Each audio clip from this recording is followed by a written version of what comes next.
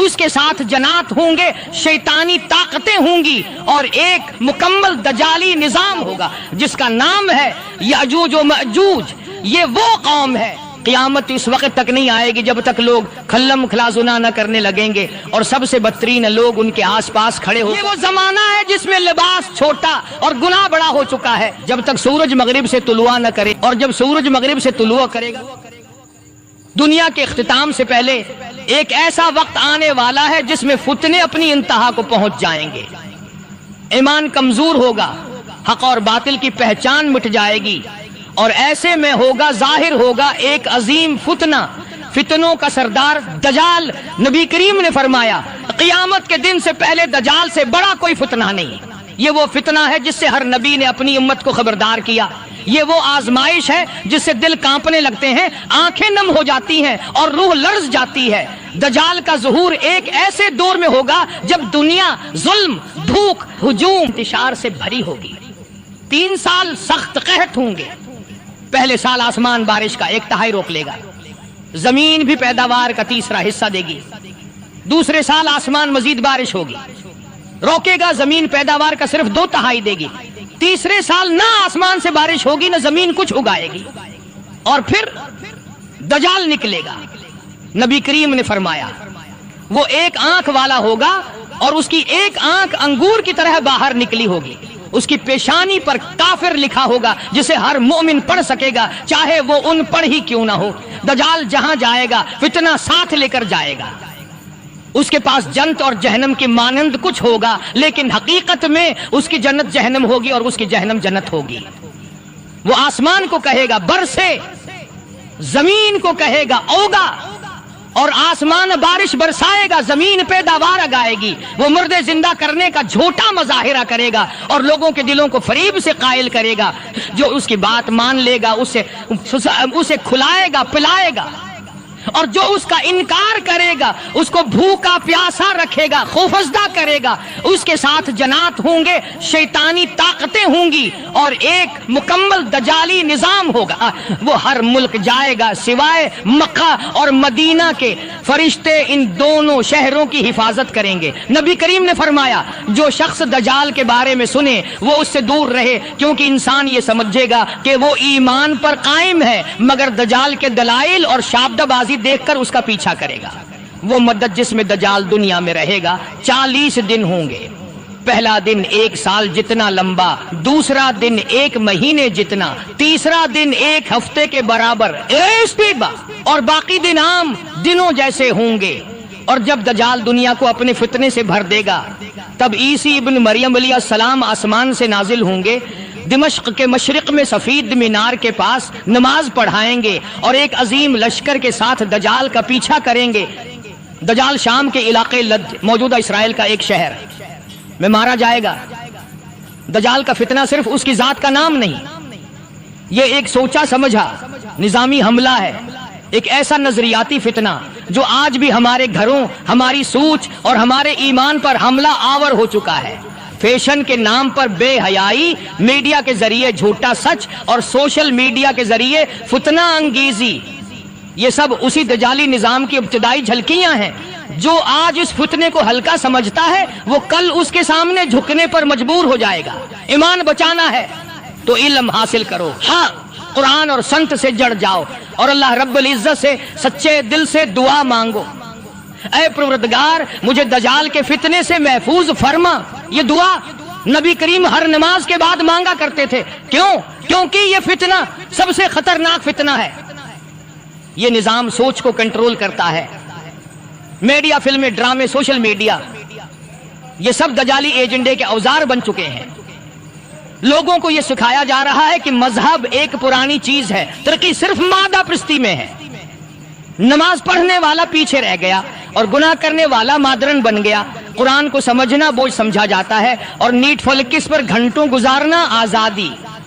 یہی تو دجال کا جادو ہے، حق کو باطل بنا دینا اور باطل کو حق بنا کر پیش کرنا۔ آج دنیا کا مالی نظام مکمل طور پر سعود انٹرسٹ پر کھڑا ہے۔ دولت چند ہاتھوں میں جمع ہو رہی ہے اور باقی دنیا قرضوں میں ڈوبی ہوئی ہے۔ یہی دجالی نظام کی ایک خاصیت ہے، لوگوں کو مالی طور پر مجبور کر دینا۔ ताकि वो अपनी मर्जी से न जी सके।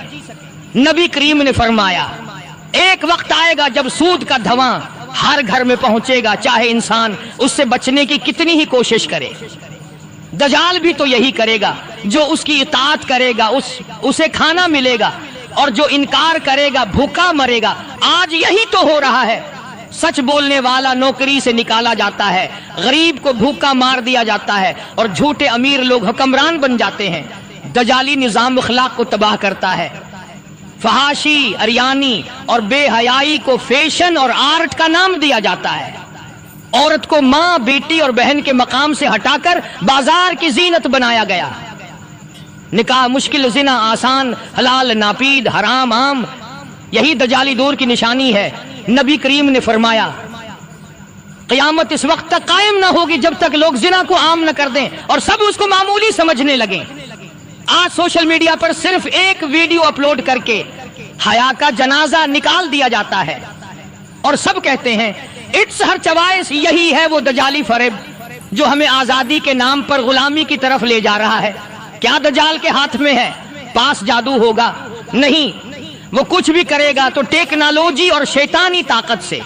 आज के इंसान के हाथ में जो मोबाइल है वो दजाली निजाम की बुनियाद बन चुका है, जिसमें इंसान वर्चुअल दुनिया में जी रहा है और हकीकी दुनिया को भूल चुका है। दजाल लोगों को आसमान से बारिश दिखाएगा, जमीन से खजाने निकालेगा। ये सब उसके निजाम के हथियार हैं। उस निजाम का असल मकसद सिर्फ एक है, इंसान को अल्लाह रब्बुल इज्जत की बंदगी से हटाकर दजाल के नजरिए का पैरोकार बनाना। ये निजाम इंसानों को कुरान से हटाकर दजाल के नजरिए का पैरोकार बनाना काटता है, सनत से दूर करता है और दिल में यह ख्याल डालता है कि खुद ही सब कुछ हूं, मुझे किसी रब की जरूरत नहीं। यही दजाल की सबसे बड़ी ताकत है, गुरूर, तकब्बुर और अल्लाह रब्बुल इज्जत से बगावत। जब दज्जाल का फितना खत्म होगा, जब वो एक आंख वाला, खुद को रब कहने वाला, अपनी चालाकी और जादूगरी से दुनिया को बहकाने वाला हजरत ईसी अलैहिस्सलाम के हाथों कत्ल कर दिया जाएगा, तो समझ लो कि जमीन कुछ देर के लिए सुख का सांस लेगी, मगर वो सुकून ज्यादा देर बाकी नहीं रहेगा, क्योंकि एक और तूफान आने वाला होगा जिसका नाम है याजूज और मअजूज। ये वो कौम है जिसका जिक्र कुरान में भी आया, जिसे जवाल करनीन ने एक बड़ी दीवार के पीछे कैद किया, जिनके फुतने से खुद नबी है करीम भी अल्लाह रब्बुल इज्जत से पनाह मांगा करते थे। ये कौन लोग हैं, कहां हैं, कब निकलेंगे और क्या करेंगे? ये सब सुनो, गौर से सुनो, दिल से सुनो। ये इंसानों हैं ही की एक नस्ल है, लेकिन उनकी तादाद, ताकत और वहशत इंसानों से कई गुना ज्यादा है। ये दरिंदों की तरह होंगे, खाने पीने में, लड़ाई में, बर्बादी में, ये किसी चीज को बाकी नहीं छोड़ेंगे। हदीस में आता है ये लोग इतनी बड़ी तादाद में होंगे कि क़यामत के दिन हर 1000 में से 999 याजूज और मअजूज होंगे और एक मोमिन। सोचो कितने ज्यादा होंगे ये। जमीन उनके कदमों तले कांपेगी, आसमान उनके जुल्म से लरजेगा। ये लोग हजारों साल से एक दीवार के पीछे कैद हैं। जवाल करनीन जो एक नेक बादशाह था, उसने उनकी हिदायत की, तबाही से लोगों को बचाने के लिए आहन और तानबा पगलाकर एक दीवार खड़ी की। ये दीवार अब भी कायम है, मगर ये लोग रोज इस दीवार को खोदते हैं। हदीस में है ये रोज दीवार को खोदते हैं, शाम को थक कर छोड़ देते हैं, अगले दिन वापस आते हैं तो दीवार पहले जैसी मिलती है। मगर जब अल्लाह रब्बुल इज्जत चाहेगा तो वो एक दिन कहेंगे इंशाअल्लाह कल मुकम्मल करेंगे, और अगले हफ्ते के बाद हमेशा के लिए मुकम्मल हो जाएंगे। दिन दीवार गरी होगी, फिर ये निकल आएंगे।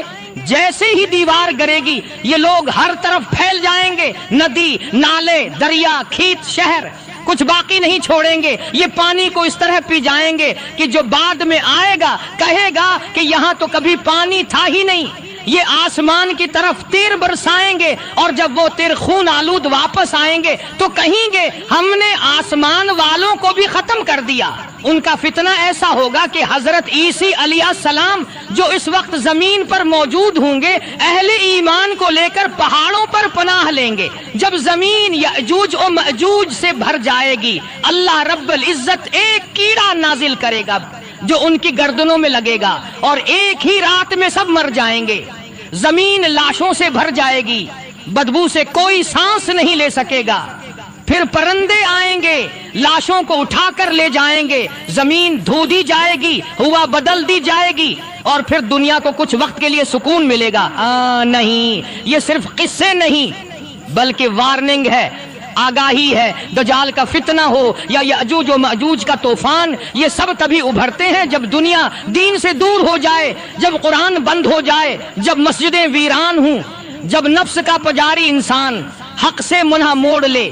تو اگر آج بھی آنکھ نہ کھولی، اگر آج بھی قرآن کو نہ تھاما، اگر آج بھی توبہ نہ کی، تو کل ہم صرف سننے والے نہیں ہوں گے، ہم اس فتنے کا شکار بھی ہوں گے۔ میرے محترم سامعین، جب ہم قیامت کی نشانیوں پر نظر ڈالتے ہیں تو ایک بہت ہی خطرناک اور دردناک نشانی ہمیں نظر آتی ہے، اور وہ ہے علم کا اٹھا لیا جانا۔ نبی کریم صلی اللہ علیہ وسلم نے ارشاد فرمایا، اللہ تعالی علم کو اس طرح نہیں اٹھائے گا کہ اسے لوگوں کے سینوں سے نکال لے، بلکہ علم کو اس طرح اٹھائے گا کہ علماء کو وفات دیتا جائے گا۔ حقیقت جب کوئی عالم باقی نہیں بچے گا تو لوگ جاہلوں کو اپنا رہنما بنا لیں گے، اور وہ لوگ بغیر علم کے فتوے دیں گے، خود بھی گمراہ ہوں گے اور دوسروں کو بھی گمراہ کریں گے۔ صحیح بخاری۔ سوچو، جس امت کے پاس قرآن جیسا نور ہو، جس کے نبی نے علم کو سب سے افضل عبادت فرمایا ہو، جس دین کی پہلی وحی ہی اقرا یعنی پڑھ سے شروع ہو، وہ امتی جب علم سے خالی ہو جائے تو کیا باقی رہ جائے گا؟ آج دیکھو، ہم علم والوں سے کٹتے جا رہے ہیں، علماء حق کے پاس بیٹھنے سے گھبراتے ہیں، اور انٹرنیٹ، سوشل میڈیا اور یوٹیوب کے جاہلوں کو شیخ سمجھ لیتے ہیں، فتوے گوگل سے لیے جا رہے ہیں، اور دین کی بات ان لوگوں سے پوچھی جا رہی ہے جنہیں قرآن کی ایک آیت کا بھی مفہوم معلوم نہیں۔ یہ وہ زمانہ ہے جس کی خبر نبی رحمت نے صدیوں پہلے دی تھی کہ ایسا وقت آئے گا کہ علم ختم ہو جائے گا اور جہالت چھا جائے گی۔ یہ علم کی روشنی ہے جو دلوں کو ہدایت دیتی ہے، اور جب یہ چراغ بجھتا ہے تو پھر گمراہی کی تاریکی ہر طرف چھا جاتی ہے۔ آج ہمارا حال یہ ہے کہ دین کا علم لینے والے کم ہو گئے، دین کو سیکھنے کو وقت ضائع سمجھا جانے لگا، علماء پر تان و تشنیاں عام ہو گئی، اور گمراہی کا فتنہ ہر جگہ سر چڑھ کر بول رہا ہے۔ یہ وہ زمانہ ہے جس میں ہم جی رہے ہیں، اور یہ نشانی ہمیں جھنجھوڑنے کے لیے کافی ہے کہ اب وقت ہے علم کو تھام لینے کا، علم والوں کے قریب ہونے کا، اور جہالت سے دور بھاگنے کا۔ میرے محترم سننے والوں، کیا تم نے کبھی غور کیا ہے کہ آج کا انسان کتنا آزاد ہے، لیکن روحانی طور پر کتنا قیدی بن چکا ہے؟ نہ شرم باقی رہی ہے، نہ غیرت۔ جو چیز کل تک بند کمروں میں چھپ کر کی جاتی تھی، آج وہی گناہ فخر سے سوشل میڈیا پر دکھائے جا رہے ہیں۔ یہ سب کچھ کسی اتفاق کا نتیجہ نہیں، یہ وہی بات ہے جس کی خبر نبی کریم نے ہمیں بہت پہلے دے دی تھی۔ قیامت اس وقت تک نہیں آئے گی جب تک لوگ کھلم کھلا زنا نہ کرنے لگیں گے، اور سب سے بدترین لوگ ان کے آس پاس کھڑے ہو کر یہ کہیں گے کہ کاش تم اسے دیوار کے پیچھے کر لیتے۔ بیچ مسند احمد۔ یہ کیسا زمانہ آ چکا ہے جس میں لڑکیاں بے حیائی کو فیشن کہتی ہیں، لڑکے گناہ کو آزادی سمجھتے ہیں، اور والدین اپنی اولاد کے ہاتھ میں ایسا موبائل دے دیتے ہیں جس سے جہنم کا دروازہ کھلتا ہے، اور پھر افسوس بھی نہیں کرتے۔ آج انٹرنیٹ، فلمیں، ڈرامے، گانے، یہ سب بے حیائی کے ہتھیار بن چکے ہیں۔ نہ نظریں بچتی ہیں، نہ دل بچتے ہیں۔ گھر کے اندر شیطان گھس چکا ہے، اور ہم سمجھتے ہیں کہ سب کچھ ٹھیک ہے۔ یہ وہ زمانہ ہے جس میں لباس چھوٹا اور گناہ بڑا ہو چکا ہے۔ جب تم میں شرم باقی نہ رہے تو جو چاہو کرو، یہ نبی کریم کا واضح فرمان ہے۔ جب بے حیائی ایک قوم میں عام ہو جائے تو پھر اس قوم کی تباہی یقینی ہوتی ہے۔ پھر نہ عزت محفوظ رہتی ہے، نہ نسلیں، نہ گھریلو سکون، نہ دلوں کا چین، اور یہی سب کچھ تو آج ہو رہا ہے۔ یہ فحاشی اور بے حیائی یہ کسی فرد کا ذاتی گناہ نہیں رہا، یہ اب معاشرے کا اجتماعی مرض بن چکا ہے۔ میرے محترم ساتھیوں، کیا تم نے غور کیا ہے کہ ہماری گھروں کی فضا میں وہ برکت، وہ سکون، وہ محبت کہاں چلی گئی ہے؟ کیوں آج ماں باپ کی آنکھیں ہمیشہ نم رہتی ہیں؟ کیوں ان کے دل ٹوٹے ہوئے ہوتے ہیں؟ کیونکہ آج کا بیٹا اپنے باپ کی بات پر ناک چڑھاتا ہے، ماں کی زبان کو کاٹتا ہے، اور سمجھتا ہے کہ وہ آزاد ہے۔ یاد رکھو، नबी करीम ने फरमाया, जब औलाद अपनी माँ की नाफरमानी करेगी, अपने दोस्त को करीब करेगी और अपने बाप को दूर धकेल देगी, तो वो वक्त करीब आ जाएगा जब जमीन पर जलजले आएंगे। तिरमिज़ी शरीफ। आज यही तो हो रहा है। बच्चे माँ बाप को बोझ समझते हैं, बुजुर्ग वालदीन को ओल्ड हाउस में छोड़ दिया जाता है, बाप की इज्जत पैसों से तोली जाती है, माँ की दुआएं चीजों से बदल दी जाती हैं। क्या ये तरक्की है? नहीं, ये वो जवाल है जिसने खानदानी निजाम को अंदर से खोखला कर दिया है। क्या हमने कभी सोचा कि हमारी कामयाबियां, हमारी सेहत, हमारी रोजी, ये सब कुछ उन्हीं माँ बाप की दुआ से था? लेकिन जब माँ के दिल से आ निकलती है और बाप की आंखों से खामोशी में आंसू बहते हैं, तो समझ लो तुम्हारी जिंदगी से बरकत उठा ली गई है। याद रखो, माँ के कदमों तले जन्नत है और बाप की रिजा में रब की रिजा है। अगर हमने अपने वालिदीन के चेहरों पर खुशी न लौटाई तो दुनिया भी जाएगी और आखिरत भी बर्बाद हो जाएगी। ये खानदानी निजाम, ये माँ बाप की अजमत, यही वो बुनियाद है जिस पर एक अम्मत की तरक्की, रहमत और बका खड़ी होती है। और अगर ये टूट जाए तो फिर कुछ भी बाकी नहीं रहता। मेरे भाइयों, कभी तुमने गौर किया है कि आज के जमाने में सच बोलना एक जुर्म बन चुका है और झूठ बोलने वाले लोग इज्जत के तख्त पर बैठे हैं। नबी करीम ने फरमाया, क़यामत के करीब झूठ इतना आम हो जाएगा कि झूठा शख्स सच्चा समझा जाएगा और सच्चा शख्स झूठा समझा जाएगा। मुसनद अहमद। आज यही हो रहा है। जो इंसान दियांतदारी से बात करे उसे लोग सीधा बेवकूफ और नाकाम कहकर हंसी उड़ाते हैं, और जो झूठ घड़कर साजिशें करके धोखा देकर आगे निकले उसे लोग स्मार्ट, कामयाब और बासर मान लेते हैं। ये कैसी उल्टी दुनिया है। आज मीडिया झूठ को सच बनाकर पेश करता है। सोशल मीडिया पर झूठे दावे, जाली शख्सियात, झूठे वाकयात को फॉलो और शेयर किया जाता है। सियासत में, कारोबार में, ताल्लुकात में झूठ मामूल बन चुका है और नतीजा एतमाद खत्म हो चुका है, रिश्ते टूट चुके हैं, दिलों में नफरतें और शक भर चुके हैं। ये सिर्फ दुनिया का नुकसान नहीं, ये तो क़यामत की निशानी है। और याद रखो, नबी करीम ने फरमाया, जब तुम देखो कि लोगों में झूठ आम हो जाए और सच बोलने वाले दब जाएं, तो समझ लो कि क़यामत करीब है। आज दयानतदार लोग किनारे लगा दिए गए हैं, उनकी कोई बात नहीं सुनता, उनकी सच्चाई गवाही बनकर रह जाती है, लेकिन कोई उसे तस्लीम नहीं करता। जबकि झूठा, फितना परूर, मुकार और चालाक शख्स लोगों के दिलों पर राज करता है। मेरे साथियों, ये वो दौर है जिसमें सच बोलना जहाद बन चुका है और झूठ बोलना फायदा का सौदा कहलाता है। लेकिन याद रखो, दुनिया के उस झूठे फायदे के पीछे आखिरत का बहुत बड़ा नुकसान छिपा हुआ है। अगर हमने सच्चाई को जिंदा न रखा तो हमारी आने वाली नस्लें अंधेरे में भटकती रहेंगी। लिहाजा आज अगर तुम सच बोल रहे हो तो डरते रहो, क्योंकि यही वो रास्ता है जो रब की रिजा, नबी की संत और जन्नत की तरफ ले जाता है। अब हम एक और इंतहाई खतरनाक और पुरासर क़यामत की निशानी की तरफ आते हैं, जिसने आज के दौर में हमारी नस्लों को जकड़ लिया है, हमारे घरों में, हमारी जीबों में और हमारे कानों में उतरकर हमारे दिलों से अल्लाह रब्बुल इज्जत का नूर छीन लिया है।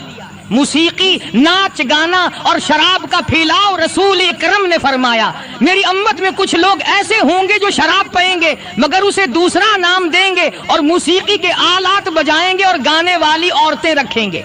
जरा गौर करो, ये हदीस आज हम पर हर्फ बे हर्फ सादिक आ रही है।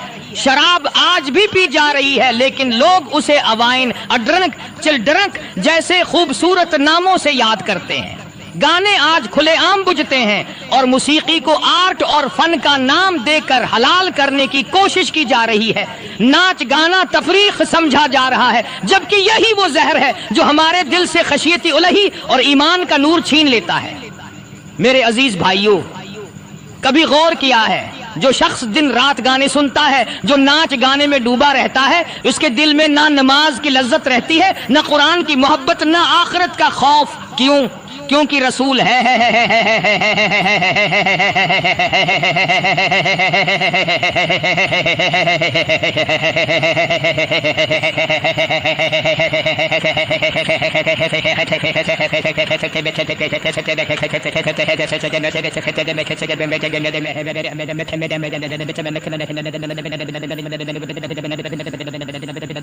اللہ نے فرمایا موسیقی نفاق کو ویسے پیدا کرتی ہے جیسے پانی سبزے کو اگاتا ہے، یعنی موسیقی دل میں نفاق، دوغلاپن، ریاکاری، غفلت پیدا کرتی ہے، اور یہی ہو رہا ہے۔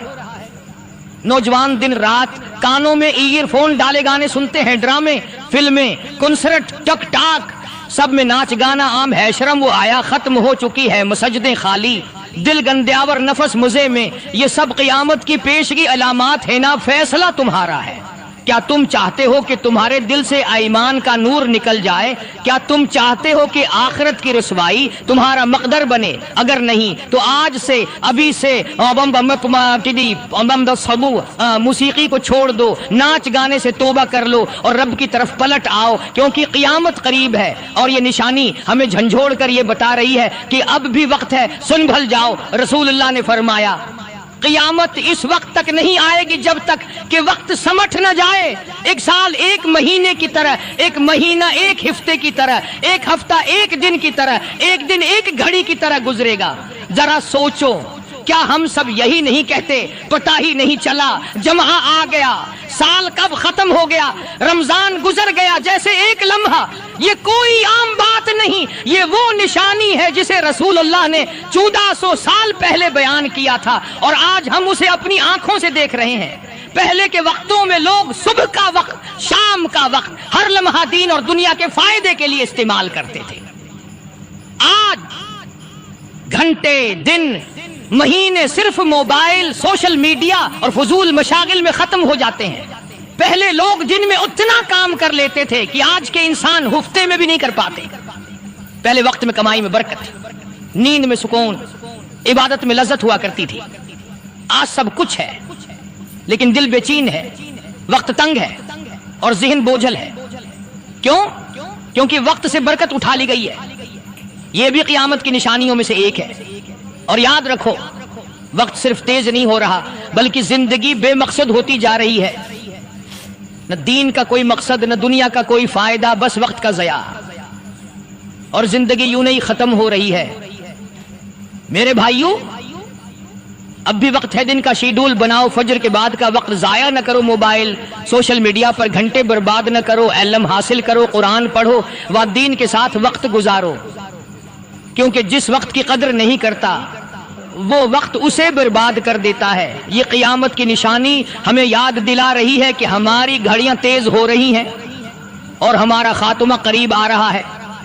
رسول اللہ نے فرمایا قیامت اس وقت تک نہیں آئے گی جب تک سورج مغرب سے طلوع نہ کرے، اور جب سورج مغرب سے طلوع کرے گا تو پھر کوئی شخص ایسا نہیں ہوگا جو ایمان لائے اور اس کا ایمان فائدہ دے اگر وہ پہلے سے ایمان نہیں لایا تھا۔ سوچو، دنیا میں دن اور رات کا نظام اللہ رب العزت کے حکم سے جاری ہے، لیکن ایک دن، ایک ایسا لمحہ آئے گا جب یہ سورج مشرق کی بجائے مغرب سے طلوع ہوگا۔ یہ کوئی سائنس فکشن نہیں، یہ اللہ کے نبی کی سچی پیش گوئی ہے، اور اس کے بعد دنیا کا معمول کا نظام ہمیشہ کے لیے بدل جائے گا۔ جیسے ہی سورج مغرب سے نکلے گا آسمانوں کا نظام بدل جائے گا اور توبہ کا دروازہ بند ہو جائے گا، وہ دروازہ جو صدیوں سے کھلا ہے، جو فرعون، نمرود اور دنیا کے بڑے گناہگاروں کے لیے بھی کھلا تھا۔ ایمان قبول نہیں ہوگا، یعنی اگر کوئی اس وقت کہے میں ایمان لاتا ہوں، یا عبادت شروع کرے یا قرآن کھولے، تو وہ سب بے فائدہ ہوگا۔ لوگ چیخیں ماریں گے، سجدے میں گریں گے، ندامت کے آنسو بہائیں گے، لیکن کچھ بھی قبول نہیں کیا جائے گا، کیونکہ ایمان تب تک قابل قبول ہوتا ہے جب تک غیب پر ہو۔ جب نشانی ظہور میں آ جائے تو پھر آزمائش ختم، فیصلہ شروع۔ جس دن تمہارے رب کی کچھ نشانیاں آ جائیں گی، پھر کسی شخص کا ایمان اسے فائدہ نہ دے گا اگر وہ پہلے ایمان نہ لایا ہو یا اس کے ایمان کے ساتھ کوئی نیکی نہ کی ہو۔ ذرا غور کرو، کتنے لوگ توبہ کو مؤخر کرتے ہیں، کہتے ہیں ابھی تو جوانی ہے، بڑھاپے میں سنبھل جائیں گے، ایک بار حج کر لوں پھر چھوڑ دوں گا سب کچھ، لیکن وہ مغرب سے سورج طلوع ہونے والے دن کو نہیں جانتے، جس دن سب معافیاں بند ہو جائیں گی اور صرف حسرت باقی رہ جائے گی۔ جو توبہ آج کر لی جائے وہ قبول ہے، جو ندامت آج دل میں آ جائے وہ نجات بن سکتی ہے، لیکن جو کل پر چھوڑ دی جائے وہ شاید کبھی نصیب نہ ہو۔ آخری نشانی جب ظاہر ہو جائے گی تو قیامت صرف قدموں کی آواز دور ہوگی۔ اب بھی وقت ہے، دل نرم کرو، رجوع کرو، اللہ رب العزت کی طرف پلٹ آؤ قبل اس کے کہ سارے پیغمبروں سے، اپنے خاص بندوں سے، 1,24,000 پیغمبروں سے، ذبیح اللہ بیچ میں ہے، خلیل اللہ بیچ میں ہے، کلیم اللہ بیچ میں ہے، نوح نجی اللہ بیچ میں ہے، آدم علیہ السلام بھی ہے، سب کو جمع کر کے فرمایا وَإِذْ أَخَذَ اللَّهُ، ذکر فرمایا جب نہ چاند تھا، نہ سورج تھا، نہ ستارے تھے، نہ آسمان تھا، نہ زمین تھی، نہ سمندر تھے، نہ دریا تھے، نہ پہاڑ تھے، نہ درخت تھے، کوئی چیز نہ تھی اللہ کی ذات کے سوا۔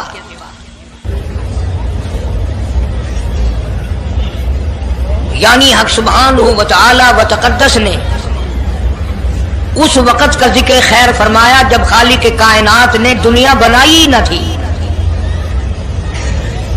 اس کے علم میں سب کچھ تھا، عالم ارواح میں سب کچھ تھا، چرندہ پرندہ درندہ اچھی ماڑی چیز کوئی بھی ابھی نہیں بنی تھی۔ مالک کائنات نے حضور کریم صلی اللہ علیہ وسلم کی شان کی بلندی فرمانے کے بیان فرمانے کے لیے ظاہر کوئی رسول نہیں ہوا تھا، کوئی نبی نہیں آیا تھا، 1,24,000 انبیاء کرام کی روحوں کو اللہ پاک نے جمع فرمایا۔ آدم علیہ السلام سے لے کر محمد عربی صلی اللہ علیہ وسلم تک تمام انبیاء علیہ السلام کی روحوں کو جمع فرمایا، ایک جلسہ فرمایا۔ اس جلسے کی شان کا کیا کہنا، جس جلسے کی صدارت خود خدا نے کی ہو، اللہ رب العالمین جلسے کا خود صدر بنا ہو۔ اس جلسے کا کیا کہنا جس کے سامعین اور جلسے میں شریک ہونے والے شرکاء موسیٰ علیہ السلام ہو، ابراہیم علیہ السلام ہو، نوح علیہ السلام ہو، آدم علیہ السلام ہو، عیسیٰ علیہ السلام ہو، محمد عربی صلی اللہ علیہ وسلم ہو، سارے رسول، سارے نبی، سارے پیغمبر جس اجلاس میں اکٹھے ہوں، کیا کہنا اس اجلاس کا؟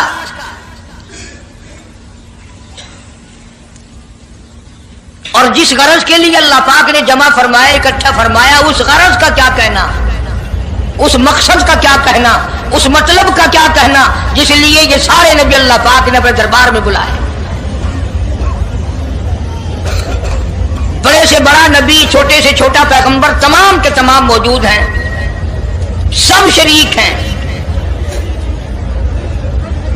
اس لیے ان سب کو اکٹھا فرمایا، اس لیے ان سب کو جمع فرمایا تاکہ آمنہ کے در یتیم رسول کریم صلی اللہ علیہ وسلم کی سرداری کا عالم ارواح میں ڈنکا بجا دیا جائے۔ یعنی آپ صلی اللہ علیہ وسلم کی اس وقت سرداری تسلیم کرائی جائے جب دنیا میں کوئی چیز نہ تھی۔ اصل مسئلہ میں آپ کو کے سامنے لایا چاہتا ہوں، اللہ پاک نے فرمایا وَمَا أَرْسَلْنَاكَ إِلَّا رَحْمَةً لِّلْعَالَمِينَ، میں نے آپ صلی اللہ علیہ وسلم کو سارے جہانوں کے لیے سردار بنا کر کے بھیجا، رحمت للعالمین بنا کر کے بھیجا۔ اب عالم ہے تین، ایک عالم ارواح، ایک عالم دنیا، ایک عالم برزخ، چار ہے، اور ایک عالم آخرت۔ اللہ پاک جل شانہ نے اپنے محبوب کریم صلی اللہ علیہ وسلم کی چاروں عالموں میں، چاروں جہانوں میں سرداری بیان فرمائی۔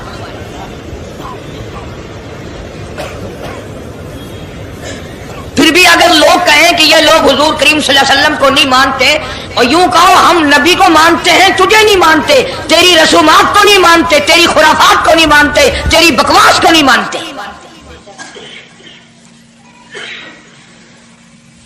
تو کون ہوتا ہے اپنی رسمیں ہم سے منوانے والا؟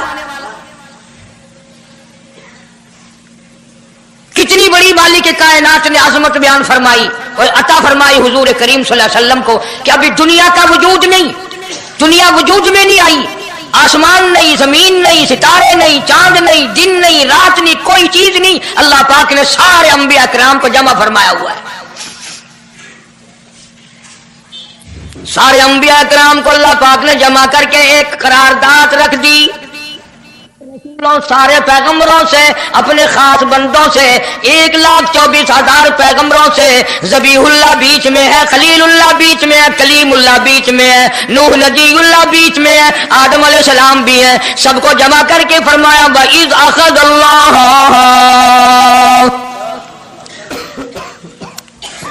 اللہ پاک نے قرارداد رکھ دی،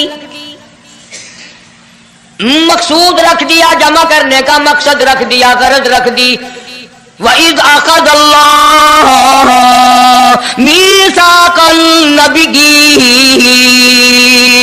او میرے رسولوں، او میرے نبیوں، او میرے پیغمبروں، او تورات والے، انجیل والے، زبور والے، صحیفوں والوں، او میری شریعت کو ماننے والوں، میری خدائی کو تسلیم کرنے والوں، میری کبریائی کو ماننے والوں، میری عظمت کو ماننے والوں، میری توحید کو ماننے والوں، میری یکتائی کو ماننے والوں، میری خالقیت کو ماننے والوں، میری جباریت اور قہاریت کو ماننے والوں، میری رحیمی کریمی کو ماننے والوں، وَإِذْ أَخَذَ اللَّهُ مِيثَاقَ النَّبِيِّينَ،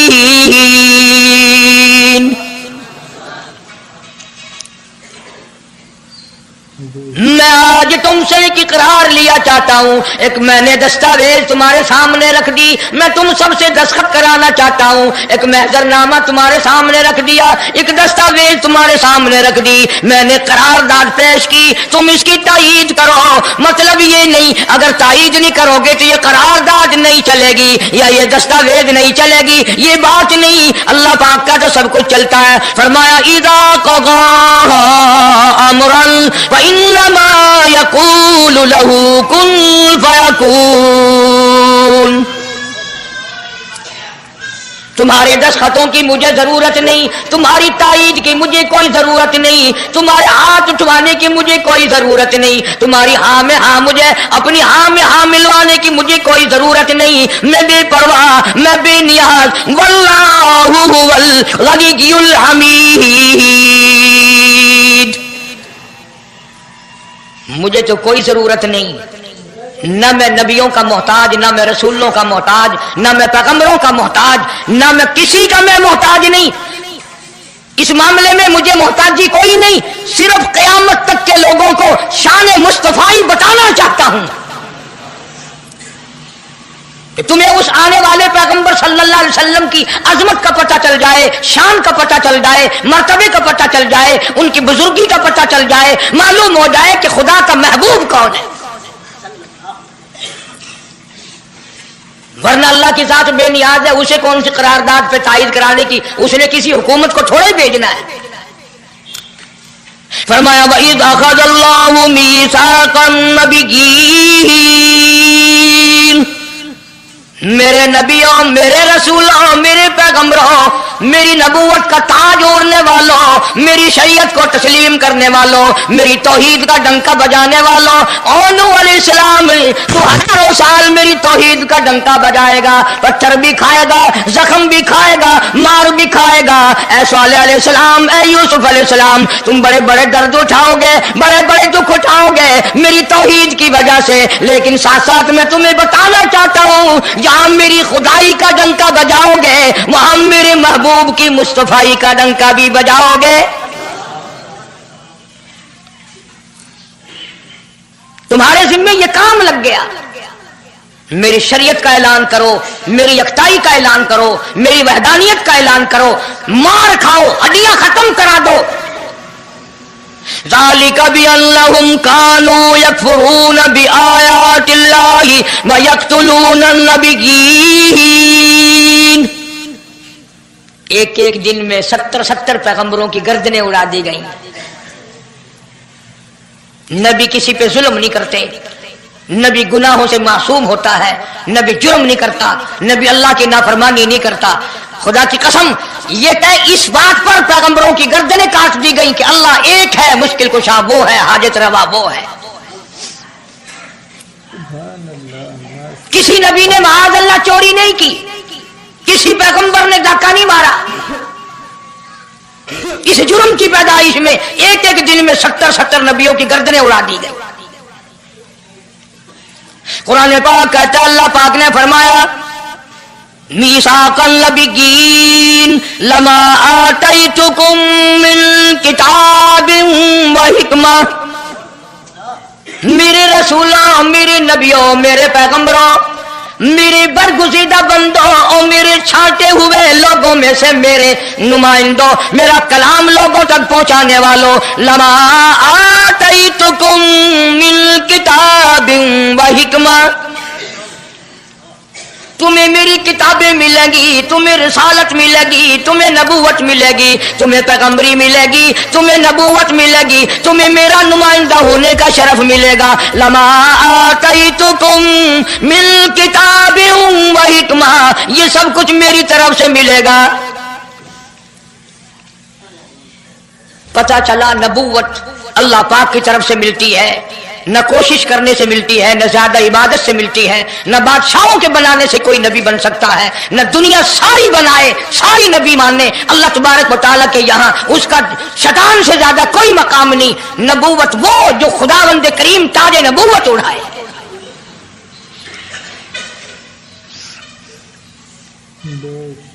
अंदाजा लगाओ, बड़े दुख की बात है। जरा कलेजे पे हाथ रख के सोचो, जिस नबी का रात दिन कलमा पढ़ते हो, जिस नबी के उम्मती बने फिरते हो, जिस नबी की शफाअत की उम्मीद लिए बैठे हो, जिस नबी के गमगुसार होने की उम्मीद लिए बैठे हो, उस नबी के बाद किसी और बदबख्त को नबी मानना, ये नऊजुबिल्लाह काली कमली वाले की खत्म नबूवत की तौहीन नहीं? कई दफा लोग कह देते हैं कि जी उसको कादियानी को लिखे पढ़े लोग नबी, लिखे पढ़े हुए तो ज्यादा गुमराह होते हैं। किसी को नौकरी का लालच आ गया, किसी को छोकरी का लालच आ गया, मान बैठे। मेरा ईमान है, मेरा यकीन है, मेरा अकीदा है कि मोहम्मद अरबी सल्लल्लाहु अलैहि वसल्लम की नबूवत को छोड़कर बगैर दुनिया के लालच के कोई किसी को नबी मान ही नहीं सकता। इतना अजीम नबी हमारा, इतना शानदार शान वाला नबी, अभी दुनिया की कोई चीज बनी नहीं और काली कमली वाले की नबूवत का डंका बजाया जा रहा है। फरमाया सुम्मा जाअकुम रसूल, सुम्मा जाअकुम रसूल, मेरा महबूब आएगा, मेरा काली कमली वाला आएगा, आमना का दुर्रे यतीम आएगा, मुसद्दिकुल लिमा माकुम लतुमिनुन बिही वला तंसुरुन्ना, तुम तमाम के तमाम उसका ऐलान करना, उसकी अजमत का इकरार करना, उसकी शान को तस्लीम करना।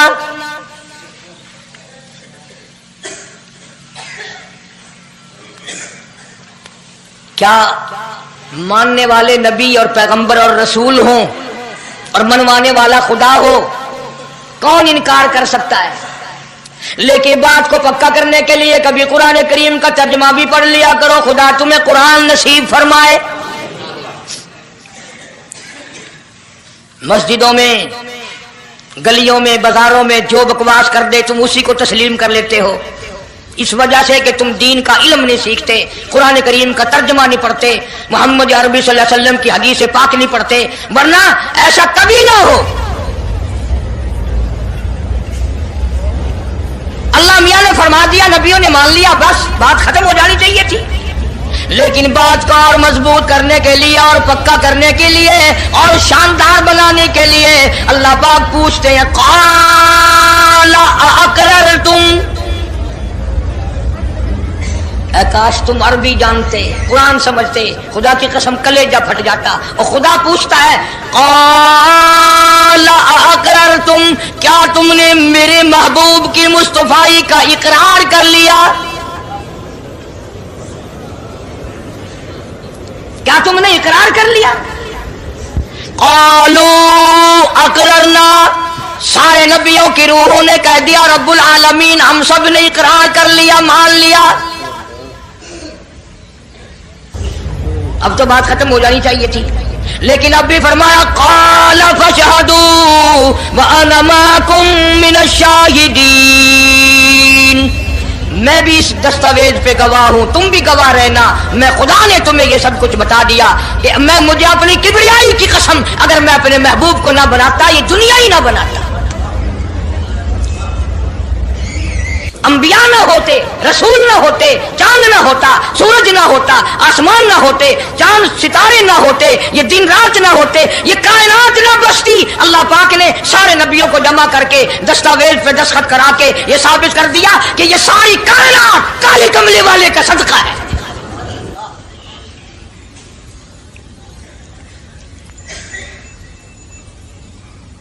फरमाया तुम भी गवाह रहो, मैं भी गवाह हूं, इस बात पे पक्के रहना। और एक और दुनिया के कानून की भी ये आदत है कि एक कानून बनाया, जो उसके खिलाफ करे उसकी सजा भी तो सब बनाते हैं ना, कि जो ऐसा नहीं करेगा उसको यूं सजा दी जाएगी। अल्लाह अकबर, अल्लाह पाक ने सजा भी बता दी। फरमाया फमन तवल्ला बाद ज़ालिक, फमन तवल्ला बाद ज़ालिक फउलाइका हुमुल फासिकून। जो ऐसा ना करेगा, याद रखो ये लोग फासिक होकर के मरेंगे, ईमान से खाली मरेंगे। किस वक्त में दस्तावेज तैयार की, किसके लिए ये अजमतों के डंके बजाए जा रहे हैं, किसके लिए इकरार लिए जा रहे हैं। और खुदा ने नबियों से इकरार लिया और आपने और मैंने भी इकरार किया, ला इलाहा इल्लल्लाह मुहम्मदुर रसूलुल्लाह सल्लल्लाहु अलैहि वसल्लम। हमने इकरार किया अल्लाह के सिवा माबूद कोई नहीं और काली कमली वाले सल्लल्लाहु अलैहि वसल्लम के सिवा हमारा रसूल कोई।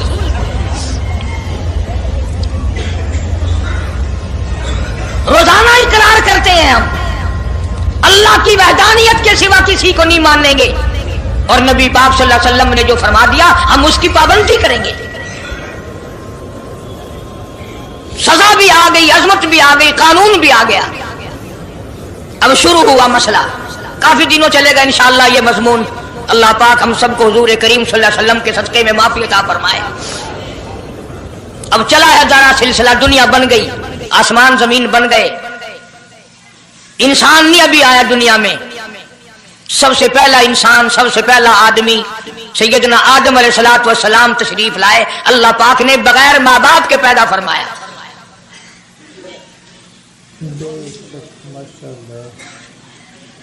वो माँ के बगैर भी पैदा कर सकता है, बाप के बगैर भी पैदा कर सकता है। कहीं माँ बाप ये ना कहे कि औलाद हम बनाते हैं, ऐसा नहीं है। उसने अपनी कुदरत का नमूना पहले दिखा दिया।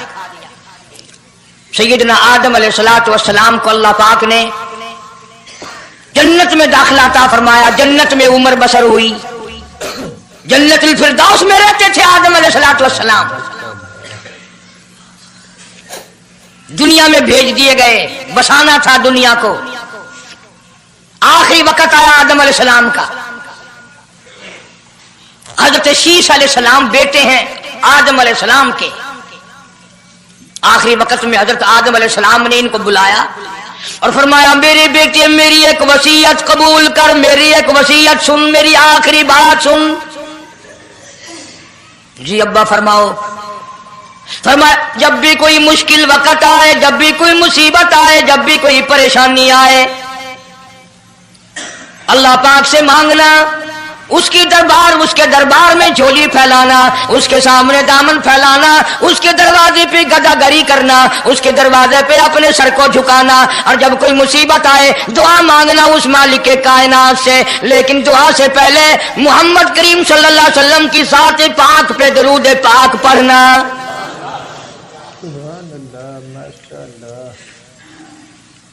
अभी तो लाखों बरस हैं हुजूर करीम सल्लल्लाहु अलैहि वसल्लम के तशरीफ लाने में। हज़रत शीश अलैहिस्सलाम ने फौरन पूछा, मेरे अब्बा अबुल बशर आप हैं, इंसानियत के अब्बा आप हैं, सारे जहान के सरदार आप हैं। अल्लाह पाक ने इंसानियत का सिलसिला आपसे शुरू फरमाया। ये दरूद पाक किसके नाम पे पढ़वा रहे हो, ये कौन है? فرمایا بیٹا میں جنت میں رہ کے آیا، بڑا وقت گزار کے آیا، میں نے جنت میں رہائش رکھی، میں نے جنت میں سونے چاندی کی اینٹوں پہ، سرخ یاقوت کے مکانوں کے دروازوں پہ اور سبز یاقوت کے مکانوں پہ اور مشک و عنبر زعفران کے بنے ہوئے محلات کے دروازوں پہ اور جنت کی ایک ایک نہر پہ اور جنت کے درختوں کے ایک ایک پتے پہ میں نے کالی کملی والے کا نام دیکھا ہے صلی اللہ علیہ وسلم۔ اس لیے میں نے کہا ہے کہ درود پاک پڑھنا، اس سے بھی تھوڑے سے اور پیچھے چلو تاکہ ذہن میں بات پختہ بیٹھ جائے اور تم اپنے حلقے میں، اپنی گلیوں میں، اپنے محلے میں جا کر کے یہ کہہ سکو کہ قاری حنیف پیغمبر خدا صلی اللہ علیہ وسلم کو کیا مانتا ہے، کتنا بڑا مانتا ہے، کس حیثیت سے مانتا ہے، پتہ تو چلے۔ یہ تو میں نے آخری وقت کی بات کر دی، یاد رکھنا اسے بھی۔ اور پیچھے چلو، جناب آدم علیہ السلام ہیں تو جنت میں، لیکن اکیلے ہیں، اکیلے ہیں۔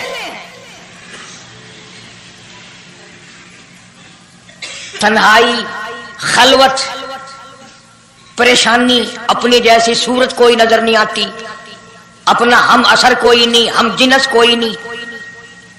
تجربہ کر لو، کوئی بہت عالیشان محل، ایئر کنڈیشن، بڑے بڑے فانوس اور بڑا بڑا سب کچھ بنا بنا کر ایک آدمی کو اندر بٹھا کے باہر سے بند کر دو، ایک دن میں گھبرا جائے گا، بلکہ ایک گھنٹے میں ہی، کہ میں کدھر جاؤں، کیا کروں پنکھوں کو، کیا کروں ایئر کنڈیشن کو، کیا کروں خوبصورتی کو، میں تو یہاں اکیلا ہوں۔ تو آدم علیہ السلام کو جب اکیلے کو وحشت ہوئی، خلوت میں پریشانی ہوئی، اکیلا پن محسوس کیا، اللہ پاک نے جوڑا، کیا دوں؟ آواز آئی چونکہ آپ ساری انسانیت کے ابا ہیں اور یہ سارے جہان کی انسانوں آدمیوں کی اماں ہے، اس کا حق مہر یہ ہے، یہاں کھڑے کھڑے، یہاں بیٹھے بیٹھے میرے محبوب کریم حضرت محمد الرسول اللہ صلی اللہ علیہ وسلم کی ذات گرامی پہ 20 مرتبہ درود پاک پڑھو، حق مہر ادا ہو جائے گا۔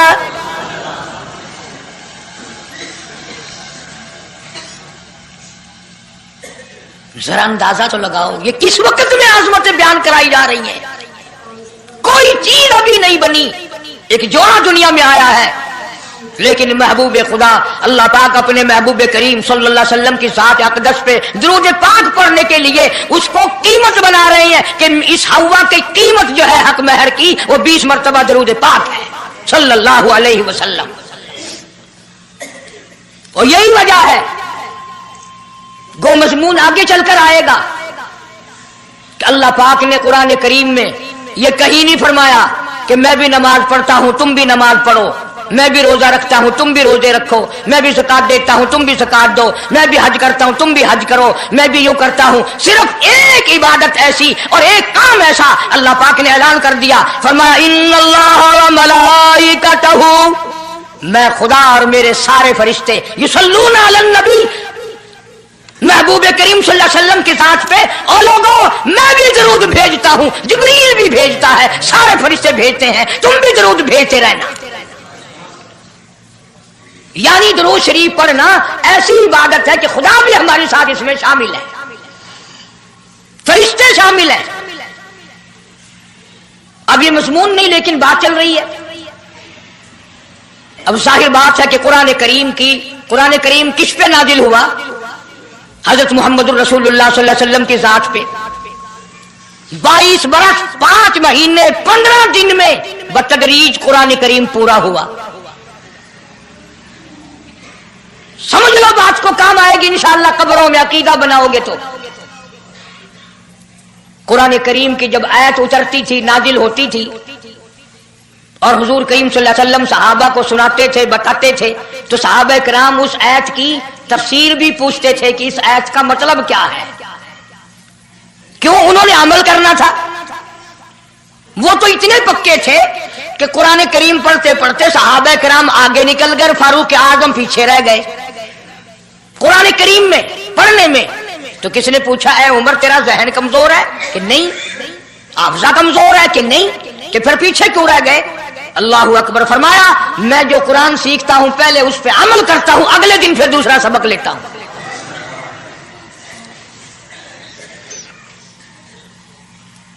نماز کی آیت آئی تو صحابہ کرام کو حضور کریم صلی اللہ علیہ وسلم نے نماز پڑھا کے دکھایا کہ رکوع یوں کرنا. اب قرآن میں جو ہے ورکعوا رکوع کرو. اگر حضور صلی اللہ علیہ وسلم رکوع کر کے نہ دکھلاتے تو کیا پتا چلتا کہ رکوع کسے کہتے ہیں اور کس طرح ہو. سبحان ربی العظیم پڑھیں، ہاتھ کہاں رکھیں، نگاہ کہاں ہونی چاہیے، پیر کس طرح ہونے چاہیے، کمر کس طرح ہونی چاہیے، سر کس طرح ہونا چاہیے، یہ کیسے پتا چلتا؟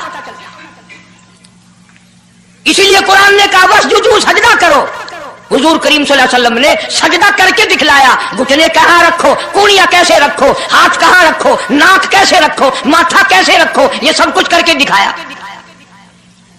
اسی طرح صحابہ کرام نے جب قرآن مجید کی یہ آیت اتری ان اللہ وملائکتہ یصلون علی النبی، صحابہ کرام نے پوچھا کیف نصلی علیک یا رسول اللہ.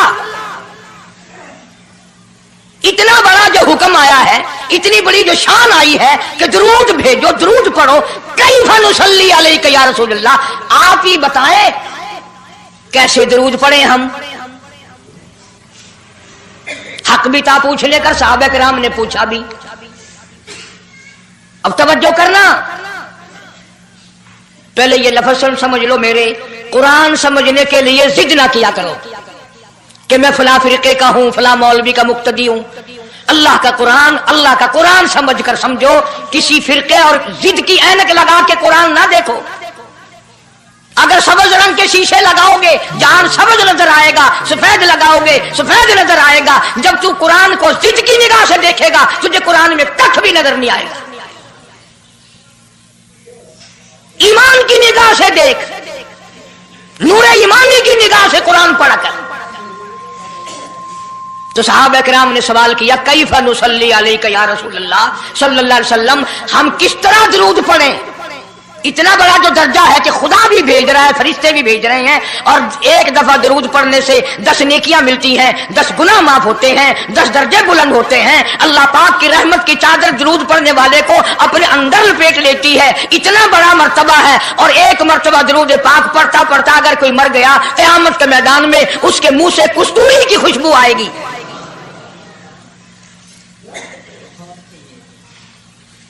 اتنے بڑے ثواب کی چیز، اتنے بڑے درجے کی چیز خود سکھاؤ، خود بتاؤ کیسے ہے. فرمایا قولوا اللہم صلی علی محمد وعلی آل محمد کما صلیت علی ابراہیم وعلی آل ابراہیم انک حمید مجید. اللہم بارک علی محمد وعلی آل محمد کما بارکت علی ابراہیم وعلی آل ابراہیم انک حمید مجید.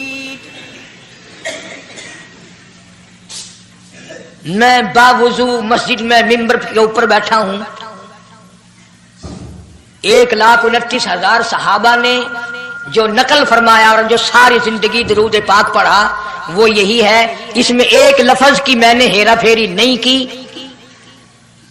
نبی پاک صلی اللہ علیہ وسلم کی زبان مبارک سے نکلا ہوا یہی درود ہے، حضور کا تعلیم دیا ہوا یہی درود ہے. صدیق اکبر نے یہی پڑھا، فاروق اعظم نے یہی پڑھا، عثمان ذی النورین نے یہی پڑھا، علی مرتضیٰ نے یہی پڑھا، حسن حسین نے یہی پڑھا، فاطمہ الزہرا نے یہی پڑھا، عائشہ صدیقہ نے یہی پڑھا، 1,29,000 صحابہ نے یہی پڑھا، 1500 سال کے ولیوں نے یہی درود پڑھا. اب ظاہر بات ہے جو ثواب اس درود کا ہو سکتا ہے وہ اور کتنا ہی عقیدت سے بنایا گیا ہو اس کا وہ ثواب ہو ہی نہیں سکتا، کیونکہ اصل برکت ہے نبی کے لفظوں میں. اور یہ نبی پاک صلی اللہ علیہ وسلم نے صحابہ کرام کو خود سکھایا. اب یہ جتنے بھی درود بنائے ہوئے ہیں، لکھی ہو، کروڑی ہو، تاج ہو، یہ اذان سے پہلے والا ہو، بعد والا ہو، کوئی بھی ہو، یہ عقیدت ہو تو ہو لیکن نبی کی تعلیم کردہ سلام درود نہیں، صحابہ کرام کا پڑھا ہوا نہیں. تمہارا کیا ہے؟ تم تو اتنی تفصیل سننے کے بعد بھی کہہ دو گے ہاں تم نے تو یوں کہنا ہی ہے، تم جو بندی جو ہوئے. واہ بھائی واہ، کمال ہے. کئی لوگ کہتے ہیں اے تو قاری حنیف رسول کریم صلی اللہ علیہ وسلم کا عاشق بڑی سیرت بیان کرتا ہے، پر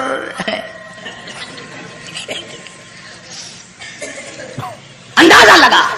اور میں یہ کہہ رہا ہوں میرے استاد میرے ولی تیرے ولی قطب ابدال ساری دنیا محبت کے رنگ میں آ کر درود بنائے، وہ ثواب نہیں ہو سکتا جو کالی کملی والے کے الفاظ میں ہے۔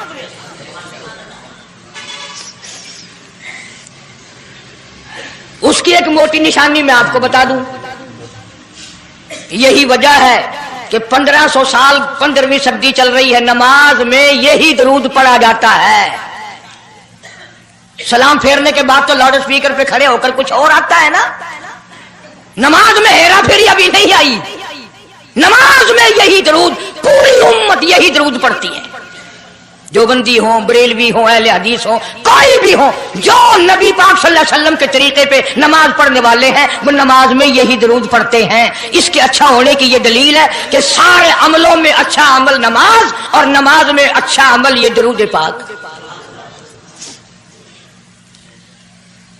اب تو سمجھ میں آئی ہوگی کوئی بات کہ نماز بڑا اچھا عمل ہے اللہ کے نزدیک، اور نماز میں یہ درود پڑھا جاتا ہے۔ ایک دلیل اور سن لو، اللہ پاک جل شانہ نے نیت بندھوائی ہے، یوں فرمایا یوں کانوں تک ہاتھ لے جاؤ، اللہ اکبر۔ کیا مطلب؟ کہ ہاتھ اٹھا دو ساری دنیا سے، بیوی بچے دکان کارخانہ جائے ایسی تیسی میں تو مولا تیری بڑائی بیان کرتا ہوں، میں تو تیرا ہوں۔ اللہ اکبر کھڑے کھڑے کی، سبحانک اللہ کھڑے کھڑے پڑھا، الحمد شریف کھڑے کھڑے پڑھا، قرآن کریم کی تلاوت کھڑے کھڑے کی، رکوع میں سبحان ربی العظیم پڑھا، سجدے میں سبحان ربی الاعلیٰ پڑھا۔ جب آئی درود پاک کی باری، اللہ پاک نے فرمایا سیدھا ہو کر آرام سے بیٹھ کے پڑھ میرے محبوب کی ذات پہ درود پاک، بالکل تسلی سے بیٹھ جا، ہر انگلی کا رخ قبلے کی طرف ہو، بڑے سکون سے تسلی سے۔ ابھی تم کہو گے کہ درود کی بات کر رہا ہے، التحیات میں سلام ہے، السلام علیکہ ایھا النبی ورحمۃ اللہ، تو سلام بھی اور درود بھی اللہ پاک نے، اللہ کے نبی نے، 1,29,000 صحابہ نے، اہل بیت نے، سید عبد القادر جیلانی رحمۃ اللہ علیہ نے، سارے ولیوں نے سلام بھی اور درود بھی نماز میں بیٹھ کے پڑھا۔ یہ جو کھڑے ہو کر پڑھتے ہیں یہ نبی کا درود سلام نہیں، یہ لاؤڈ اسپیکر کا سلام ہے۔ 10-15 سال پہلے جب تک لاؤڈ اسپیکر نہیں تھا یہ سلام کہاں گئے تھے؟ اللہ اکبر سے اذان شروع ہوتی تھی، لا الہ الا اللہ پہ ختم ہو جاتی تھی، اور اب بھی جس دن بجلی نہ ہو انشاءاللہ اذان صحیح آئے گی، اللہ کرے اسپیکر رہے ہی نہ، اذان تو صحیح آئے گی۔ کسی نے ایک قلعے کی مزان بنا لی، کسی نے یوں بڑھا لی، تیرے بنے ہوئے مکان میں اگر کوئی ذرا سی لکڑ کی یا لوہے کی کلی ٹھوک کے تکلیف ہوتی ہے، اوئے مکان کی زینت کو بگاڑ رہا ہے۔ ہم نے رنگ روغن کرایا، چپس کرایا، پیسے لگائے، تو نے کیل کیوں گاڑی؟ اور مکان مکمل ہونے کے بعد تو ایک معمولی سی کیل برداشت نہیں کرتا، خدا اپنے دین میں یہ تیری بدعت کیسے برداشت کرے گا؟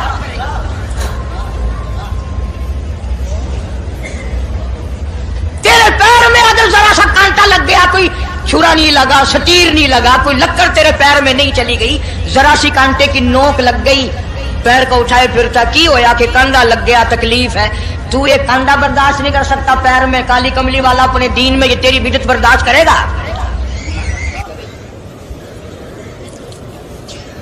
اس لیے چلتے پھرتے اٹھتے بیٹھتے درود شریف یہی پڑھو اگر پورا ثواب لینا ہے، جس کی میں نے جان کر تفصیل اسی لیے عرض کی کہ ہم درود پاک پڑھتے بھی ہیں تو پھر تھوڑا ثواب کیوں لیں، پھر تھوڑا ثواب کیوں لیں؟ پوری دنیا کو چیلنج ہے، اس درود پاک کے مقابلے میں کوئی درود لا نہیں سکتا، ہو ہی نہیں سکتا۔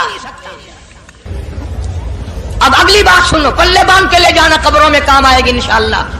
ہمارا ایک اور ایمان ہے، عقیدہ ہے، یقین ہے کہ نبی پاک سب کہہ دو صلی اللہ علیہ وسلم نے روزہ، نماز، حج، زکوٰۃ، جتنا بھی دین ہے اپنی طرف سے کوئی چیز نہیں ارشاد فرمائی، بلکہ وما ينطق عن الهوى ان هو الا وحی یوحی، قرآن نے گواہی دی میرا محبوب میری اجازت کے بغیر لبوں کو حرکت نہیں دیتا۔ तो जब ये अकीदा बनाओगे कि नबी पाक सल्लल्लाहु अलैहि वसल्लम की जुबान अल्लाह की जुबान है, नबी का फरमान अल्लाह का फरमान है, फिर ये दरूद पाक नबी का भी नहीं बल्कि ये दरूद पाक अल्लाह का भेजा हुआ है।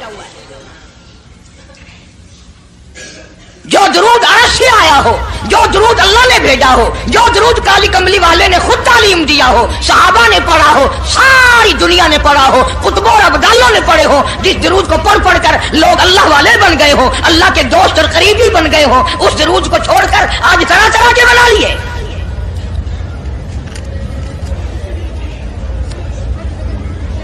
किसी ने अजान से पहले बढ़ाया, किसी ने अजान के पीछे बढ़ाया, किसी ने कुछ किया, किसी ने कुछ किया। खुदा की कसम सैयदा आयशा सिद्दीका रज़ियल्लाहु ताला अन्हा फरमाती हैं कि मेरे महबूब सल्लल्लाहु अलैहि वसल्लम ने फरमाया, मन अहदसा फी अमरीना, जो मेरे दीन में नई बात निकाले फहुवा मरदूदुन,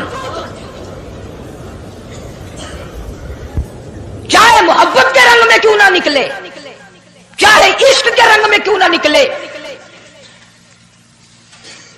बातें बनाते हैं लोग, ओ जी सवाब ही है ना अगर यूं कर ले। तो मेरा ख्याल है गुनाहगार मैं और आप चूंकि ज्यादा हैं, आज जुमे की 4 रकात पढ़ो ताकि ज्यादा सवाब मिले, गुनाह माफ हो। इक्तदा शर्त है, ताबेदारी शर्त है। दीन मुकम्मल कर दिया अल्लाह पाक जल्ले शानहू ने। आखिरी लफ्ज लिख के ले जाओ, गारे हिरा की तन्हाइयों में जो कुरान उतरना शुरू हुआ था, जो पैगाम आना शुरू हुआ था, वो मैदान अरफात में जबले रहमत के पास अल-यौमा अकमलतु लकुम दीनकुम व अतममतु अलैकुम निअमती व रज़ीतु लकुमुल इस्लाम दीना। हम उस कुरान को मानते हैं जो गारे हिरा में शुरू हुआ और मैदान अरफात में खत्म हो गया। अब दीन में कोई और गुंजाइश नहीं, हजारों चीजें हैं। क्या हरज है अगर यूं कर लिया जाए, फिर हरज करते करते तो सारा दीन खत्म हो जाएगा। नहीं जी, लोगों के हालात को भी देखना चाहिए। भी लोगों के हालात को क्या देखना है, कब्र देखो, आखिरत देखो। हदीस पाक में आता इरशाद है हुजूर करीम सल्लल्लाहु अलैहि वसल्लम का, जिस आदमी ने बिदअत की होंगी क़यामत में न वो मुझे पहचान सकेगा न मैं उसको पहचान सकूंगा। वुजूह यौमइज़िन नाज़िरतुन इला रब्बिहा नाज़िरा। अल्लाह कहता है मेरे महबूब करीम सल्लल्लाहु अलैहि वसल्लम के उम्मतियों की नमाजियों की पहचान होगी। ये आज़ाए वुजू, वुजू में जो चीजें धोई जाती है ना, ये क़यामत में सूरज की तरह चमकते रहेंगे, चमक रहे होंगे। मवजूह यौमइज़िन बासिरा तज़ुन्नु अन युफ़अल बिहा फ़ाक़िरा। फरमाया कई ऐसे काले चेहरे होंगे, उन्हें जो देखेगा वही थूकेगा। इसलिए न तेरे बाप का दीन, न मेरे बाप का दीन, न किसी वली का दीन, न किसी पीर फकीर का दीन है, अल्लाह का, और उसकी सरपरस्ती और वो पहुंचाया है मोहम्मद अरबी सल्लल्लाहु अलैहि वसल्लम ने। अगर आज आपकी समझ में सिर्फ दरूद पाक वाला ही मसला आ गया तो मसला बिल्कुल कामयाब है। एक बुजुर्ग हस्ती तशरीफ लाएंगी और वो फरमाएंगे क्या है कि जी एक हो तो दो हो तो कोई बात, मेरा सारा पलड़ा खाली नेकियों का, ना मैं अमाल बिगड़ गया मेरा। तो यूं आता है हदीस पाक में, उंगली के पोरवे के सरे के बराबर एक कागज आप निकाल लेंगे और नेकियों वाले पलड़े में रख देंगे, उसकी बरकत से गुनाहों का पलड़ा हवा में उड़ जाएगा और वो इतना से पुरजे वाला पलड़ा जमीन पे लग जाएगा। ऐलान होगा चला जा जन्नत में, तेरा नाम है अमाल वजनी हो गया नेकियों वाला। ये मुसीबतों का मारा हुआ खुशी खुशी पूछेगा आप कौन हैं जी? फरमाएंगे मैं तेरा नबी मोहम्मद करीम सल्लल्लाहु अलैहि वसल्लम हूं, जो तू मुझ पे खालिस दरूद पढ़ता था, अल्लाह ने मुझे पहुंचाया, मैंने इसे संभाल के रखा, आज मैंने वही दरूद पाक तेरे नामे अमाल में रख दिया। इसलिए आदत बनाओ, मिजाज बनाओ, चलते फिरते कुरान की तिलावत की, तस्बीह तहलील की, दरूद पाक की, इंशाअल्लाह नेकियां पैदा होंगी, रग़बतें पैदा होंगी। अल्लाह पाक सैकड़ों हाजात पूरी फरमाएंगे दरूद पाक की बरकत से। अल्लाह पाक अमल की तौफीक अता फरमाए। परवरदिगार आलम ने उस वक़्त का जिक्र फरमाया जब ना चांद था, न सूरज था, न सितारे थे, न आसमान था, न जमीन थी, न समंदर थे, न दरिया थे, न पहाड़ थे, न दरख्त थे, कोई चीज ना थी अल्लाह की जात के सिवा।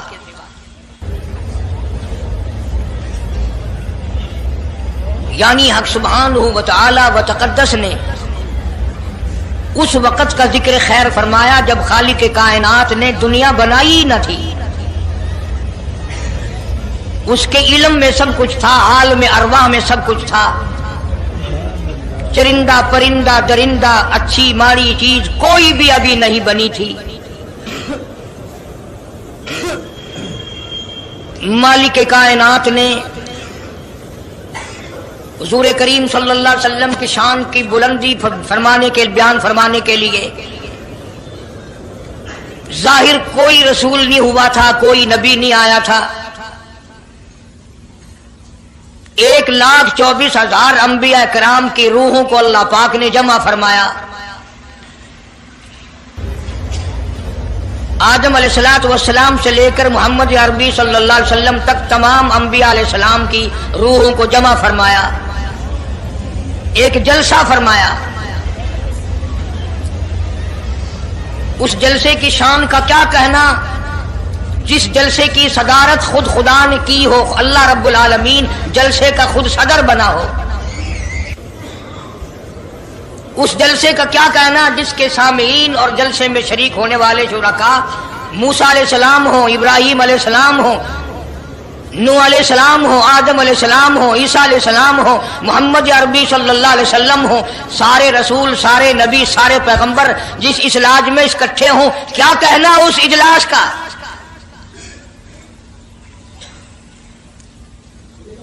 اور جس غرض کے لیے اللہ پاک نے جمع فرمایا، اکٹھا فرمایا، اس غرض کا کیا کہنا، اس مقصد کا کیا کہنا، اس مطلب کا کیا کہنا جس لیے یہ سارے نبی اللہ پاک نے اپنے دربار میں بلائے۔ بڑے سے بڑا نبی، چھوٹے سے چھوٹا پیغمبر، تمام کے تمام موجود ہیں، سب شریک ہیں۔ اس لیے ان سب کو اکٹھا فرمایا، اس لیے ان سب کو جمع فرمایا تاکہ آمنہ کے در یتیم رسول کریم صلی اللہ علیہ وسلم کی سرداری کا عالم ارواح میں ڈنکا بجا دیا جائے، یعنی آپ صلی اللہ علیہ وسلم کی اس وقت سرداری تسلیم کرائی جائے جب دنیا میں کوئی چیز نہ تھی۔ اصل مسئلہ میں آپ کو کے سامنے لایا چاہتا ہوں۔ اللہ پاک نے فرمایا وَمَا أَرْسَلْنَاكَ إِلَّا رَحْمَةً لِّلْعَالَمِينَ، میں نے آپ صلی اللہ علیہ وسلم کو سارے جہانوں کے لیے سردار بنا کر کے بھیجا، رحمت للعالمین بنا کر کے بھیجا۔ اب عالم ہے تین، ایک عالم ارواح، ایک عالم دنیا، ایک عالم برزخ، چار ہے، اور ایک عالم آخرت۔ اللہ پاک جل شانہ نے اپنے محبوب کریم صلی اللہ علیہ وسلم کی چاروں عالموں میں، چاروں جہانوں میں سرداری بیان فرمائی۔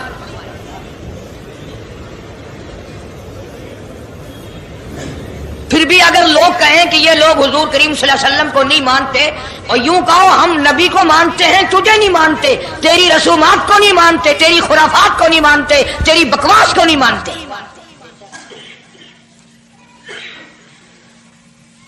تو کون ہوتا ہے اپنی رسمیں ہم سے منوانے والا؟ کتنی بڑی مالک کائنات نے عظمت بیان فرمائی اور عطا فرمائی حضور کریم صلی اللہ علیہ وسلم کو کہ ابھی دنیا کا وجود نہیں، دنیا وجود میں نہیں آئی، آسمان نہیں، زمین نہیں، ستارے نہیں، چاند نہیں، دن نہیں، رات نہیں، کوئی چیز نہیں، اللہ پاک نے سارے انبیاء کرام کو جمع فرمایا ہوا ہے۔ سارے انبیاء کرام کو اللہ پاک نے جمع کر کے ایک قرارداد رکھ دی، سارے پیغمبروں سے، اپنے خاص بندوں سے، 1,24,000 پیغمبروں سے، ذبیح اللہ بیچ میں ہے، خلیل اللہ بیچ میں ہے، کلیم اللہ بیچ میں ہے، نوح نجی اللہ بیچ میں ہے، آدم علیہ السلام بھی ہے، سب کو جمع کر کے فرمایا وَإِذْ أَخَذَ اللَّهُ،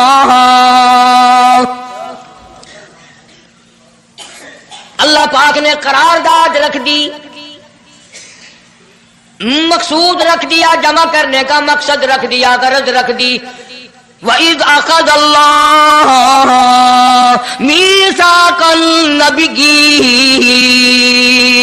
او میرے رسولوں، او میرے نبیوں، او میرے پیغمبروں، او تورات والے، انجیل والے، زبور والے، صحیفوں والوں، او میری شریعت کو ماننے والوں، میری خدائی کو تسلیم کرنے والوں، میری کبریائی کو ماننے والوں، میری عظمت کو ماننے والوں، میری توحید کو ماننے والوں، میری یکتائی کو ماننے والوں، میری خالقی الوحیت کو ماننے والوں، میری جباریت اور قہاریت کو ماننے والوں، میری رحیمی کریمی کو ماننے والوں، وَإِذْ أَخَذَ اللَّهُ مِيثَاقَ النَّبِيِّينَ،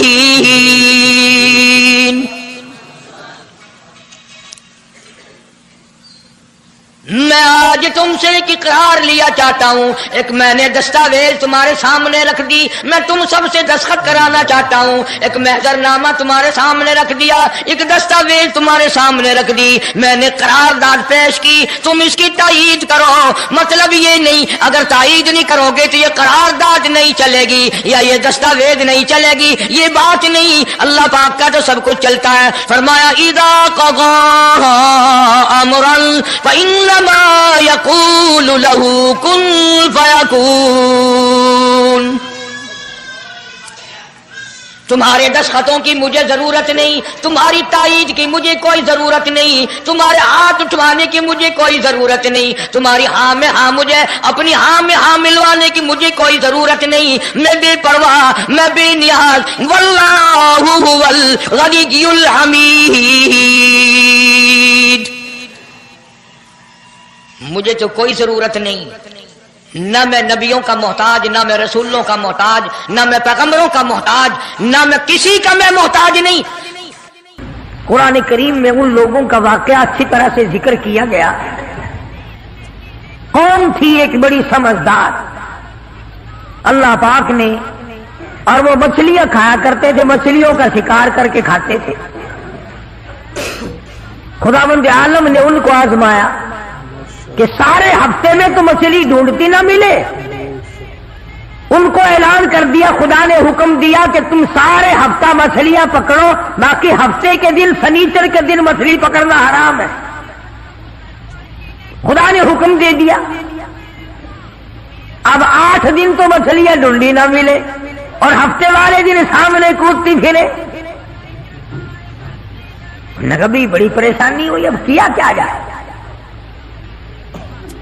اور دنوں میں تو ملتی نہیں، بڑی کم ملتی ہے، اور ہفتے کے دن یوں سامنے پھرے۔ بس ان کے جو آخری ملے ملانے تھے نا، جیسے کارخانوں میں مال بنتا ہے، ملا کے دماغ میں دین بنتا ہے، بیٹھے بیٹھے دین بنا لیتا ہے۔ وہ کہنے لگو میاں پکڑنا ہی منع ہے نا؟ کہ ہاں۔ کھانا منع ہے نا؟ کہ ہاں۔ دریا کے برابر میں کھڈا بناؤ، اس میں پانی بھرو، اور ان سب کو دھکیل کر ہفتے کے دن اس کھڈے میں لے جاؤ، اتوار کو قابو آ جائے گی۔ پڑھ کر دیکھیں آپ قرآن کریم، 9واں سپارہ ہے، ترجمہ ذکر کر رہا ہوں، گپ نہیں ہے۔ گپ سنانے والے تمہیں اور تھوڑے ہیں، میں بھی گپ سناؤں؟ فرمایا وَاسْأَلْهُمْ عَنِ الْقَرْيَةِ الَّتِي كَانَتْ عَابِرَةَ الْبَحْرِ إِذْ يَعْدُونَ فِي السَّبْتِ إِذْ تَأْتِيهِمْ حِيتَانُهُمْ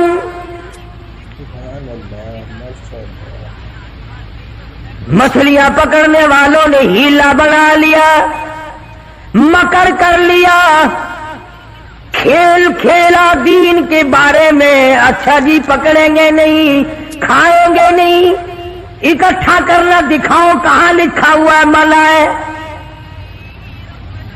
آگے پارٹی بن کے، ہاں جی مولوی صاحب دکھاؤ کہاں لکھا ہوا ہے، بتاؤ کہاں لکھا ہوا ہے۔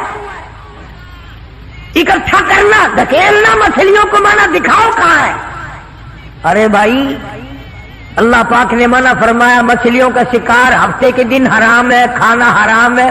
کہنے لگا ٹھیک ہے، پکڑنا بھی حرام ہے، کھانا بھی حرام ہے، دھکیل کر گلے میں اکٹھا کرنا دکھاؤ کہاں حرام ہے۔ اب کون دکھاتا؟ جب نیت بد ہوتی ہے تو مسئلہ پہلے بن جاتا ہے۔ اسی لیے فرمایا کرتے ہیں کہ آدمی اپنے دل سے مسئلہ پوچھے۔ مدنی کریم صلی اللہ تعالی علیہ وسلم تشریف فرمائے، صحابہ کرام بھی تشریف فرمائے، زمان بن سلمہ رضی اللہ تعالیٰ عنہ دیہاتی صحابی ہے، دور و دراز کا باشندہ ہے، اجنبی صحابی ہے، دیہات کے رہنے والا، سواری پہ سوار ہو کر آیا اور آ کے مدنی کریم صلی اللہ علیہ وسلم کے بارے میں پوچھا، ہے لوگوں تم میں شہنشاہ کائنات کون ہے؟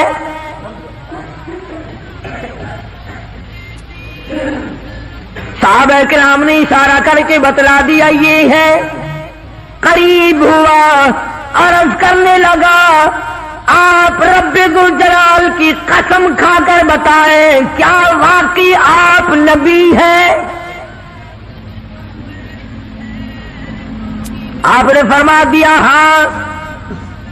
اس کے بعد کہنے لگا رب ذوالجلال کی قسم کھا کر بتلاؤ کیا آپ پہ اللہ کی کتاب نازل ہوئی؟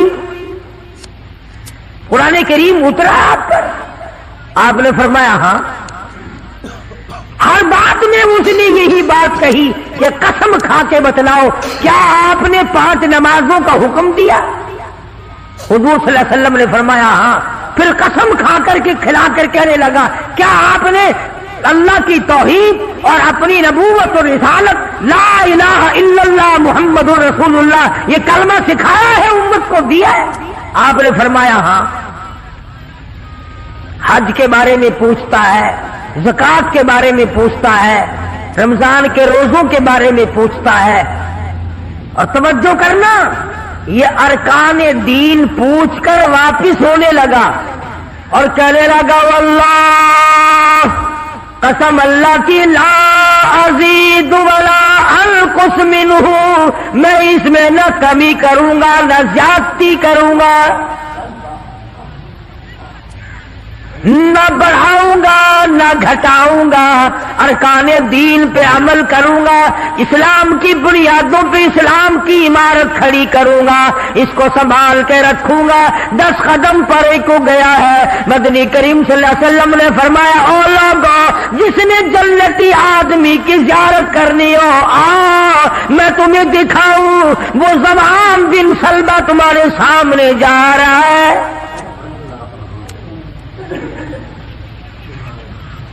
اس لیے کہ اس نے قسم کھائی ہے نہ میں دین میں کچھ بات بڑھاؤں گا اور نہ گھٹاؤں گا، بلکہ جو مجھے دین کالی کملی والے صلی اللہ علیہ وسلم سے ملا ہے اس کو پورا کروں گا۔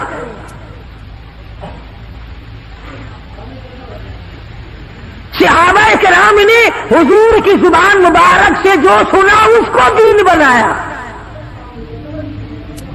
ہمارے یہاں بیٹھے بٹھائے دین بن جاتا ہے، اب بنا لیا نا انہوں نے، کہنے لگے جی پکڑنا حرام ہے، ہفتے کے دن مچھلیوں کا کھانا حرام ہے، دھکیل کر اکٹھا کرنا گڑے میں داخل کر لینا حرام کوئی نہیں، اس میں حرج کیا ہے؟ آج ہمیں بھی لوگ کہتے ہیں نا حلوے کی پلیٹ سے آپ قرآن پڑھ دیں تو کیا حرج ہے، اس میں کیا گناہ ہے؟ اللہ کا کلام تو ہر وقت پڑھنا چاہیے۔ انجان لوگ بیچارے ان پڑھ رسومات میں پھنسا رکھے، کیا ان لوگوں نے ایسا ہی گڑا بنایا، پانی اس میں ڈالا، مچھلیوں کو اکٹھا کیا، اس میں داخل کیا اور اتوار کے دن پکڑ کے کھائی۔ آواز آئی اور لوگوں وَيَمْكُرُونَ وَيَمْكُرُ اللَّهُ وَاللَّهُ خَيْرُ الْمَاكِرِينَ،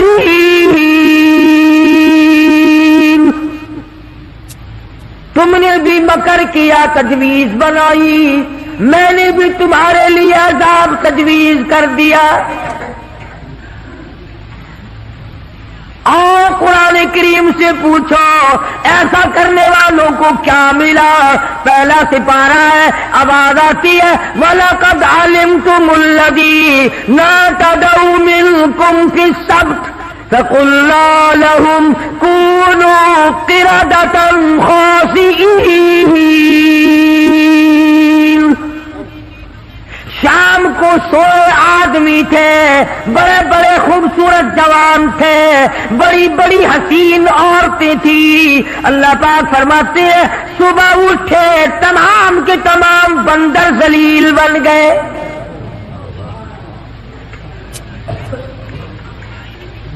شکلیں بدل گئی پروردگار عالم۔ سوئے آدمی تھے، اٹھے بندر بھولو بن گئے۔ کیوں میرے دین میں مداخلت کی؟ کیوں تم نے میرے دین کے قانون میں ہیرا پھیری کی؟ بڑے بڑے بدلے لو۔ کوئی قوم شام کو آدمی سوئے، صبح کو اٹھے تو کتوں کی شکل بن گئی۔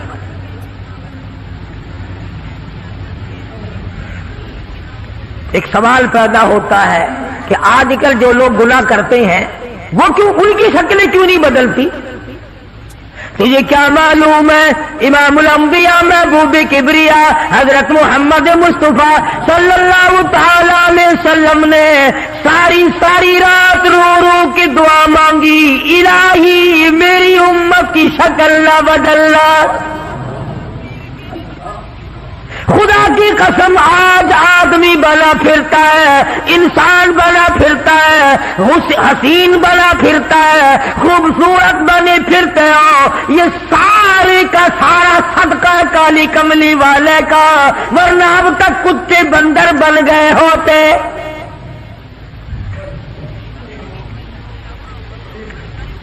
پتہ چلا کہ دین میں ہیرا پھیری اللہ پاک برداشت نہیں کرتا، کسی شکل میں بھی کیوں نہ ہو، دین کے اندر وہ برداشت نہیں کرتا۔ اور صحابہ کرام نے کی نہیں اور کرنے دی نہیں۔ کیسے کرتے؟ بڑے بڑے وقت آئے ان پر، عورتوں پہ وقت آیا، مردوں پہ وقت آیا، مگر نہیں بدلے۔ کیسے بدل جائیں؟ سرکار کا دیدار کرنے والی آنکھ کیسے بدل سکتی ہے؟ یہ تو تیری جرت ہے کہ روزہ دیکھ کر کے بھی آتا ہے، پھر بھی بے ایمانی اور بدماشی سے باز نہیں آتا۔ ایک کو کوئی ثابت نہیں کر سکتا جس نے مدنی کریم صلی اللہ علیہ وسلم کے چہرے انور کا دیدار کیا ہو اور اسے ذرہ برابر دنیا کے اندر ہیرا پھیری کی۔ اتنی جرت کون لائے گا؟ اتنی بہادری کہاں سے آئے گی جو ان حضرات میں تھی؟ سیدنا فاروق اعظم رضی اللہ تعالی عنہ جیسا جلیل القدر انسان، عظمتوں والا انسان، جب بھی وقت آتا تھا اللہ اکبر، یوں ہی بیٹھے ہوئے تھے، کچھ کام میں لگے ہوئے تھے، ایک آدمی آیا اور کہنے لگا جی فلانے آدمی نے مجھے درہ مارا، مجھے بدلہ دلواؤ، فلانے آدمی نے مجھے مارا، بدلہ دلواؤ۔ کیونکہ کام میں مشغول تھے، فاروق اعظم نے اٹھا کر اس کو ڈنڈا مار دیا کہ جب میں اس کام کے لیے بیٹھتا ہوں تو آتے نہیں، اور جب میں دوسرے کام میں لگ گیا تو اب آ گیا۔ وہ تو ڈنڈا کھا کے چلا گیا، فاروق کے دل کو دھچکا لگا۔ یہ تھے اللہ والے جن کے سامنے قبر اور قیامت ہر وقت تھی۔ اپنے آپ کو خطاب کر کے فرمانے لگے عمر و فاروق و خطاب کے بیٹے، تو اونٹوں کو چرایا کرتا تھا، اونٹوں کا چرواہا تھا، آج 22 لاکھ مربع میل کا حکمراں ہے۔ اللہ نے تجھے بادشاہ بنایا، خلیفہ بنایا، امیر بنایا، اب ایک آدمی بدلہ لینے کے لیے آتا ہے تو اسے مارتا ہے، قبر میں کیا بنے گی؟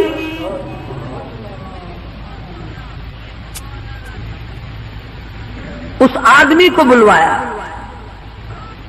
اور بلا کے اس کے ہاتھ میں درہ دے دیا اور یوں پیٹ کر کے اس کی طرف کھڑے ہو گئے، درہ مارنے بدلہ لینے، قیامت میں بدلہ نہ مانگنا۔ کتنا بڑا آدمی جس کو سرکار مدینہ نے اللہ سے مانگ کے لیا ہو، وہ تو اتنا ڈرتا ہے اور میں اور آپ جو یوں بارش کی طرح دنیا میں برسے ہوں، ہم چوڑے ہوئے بیٹھے ہیں، اور یہ کیا بات ہے؟ جنت ہماری، ہمارے باپ دادا کی۔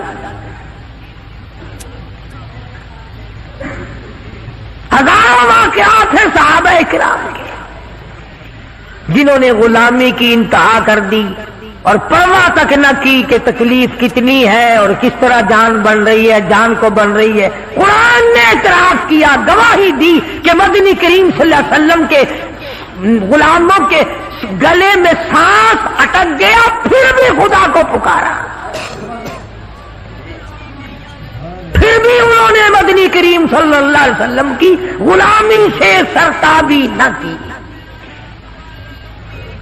اب ایمانداری سے بتلاؤ، ہماری، میری اور آپ کی اور تمام مسلمانوں کی جو عورتیں ہیں، بیویاں ہیں، آخر جوتوں کے لیے بھی کہتی ہیں، کپڑے کے لیے بھی کہتی ہیں، موقع بموقع زیورات کے لیے بھی کہتے ہیں، اور ہزاروں باتیں ہیں، اور ہم ان کو پورا کرتے ہیں۔ مدنی کریم صلی اللہ تعالی علیہ وسلم کے گھر کی طرف تجھے میں لے کے چلوں۔ سیدہ عائشہ صدیقہ رضی اللہ تعالی عنہ، سیدہ حفصہ رضی اللہ تعالی عنہ، سیدہ ام حبیبہ رضی اللہ تعالی عنہ، سیدہ ام سلمہ رضی اللہ تعالی عنہ، سیدہ زینب، یہ تمام کی تمام ہماری مائیں ہیں، کالی کملی والے کی گھر والی ہے۔ فرماتی ہے ایک کھجور کا دانہ 24 گھنٹے میں اور ایک پانی کا پیالہ صرف ملا کرتا تھا۔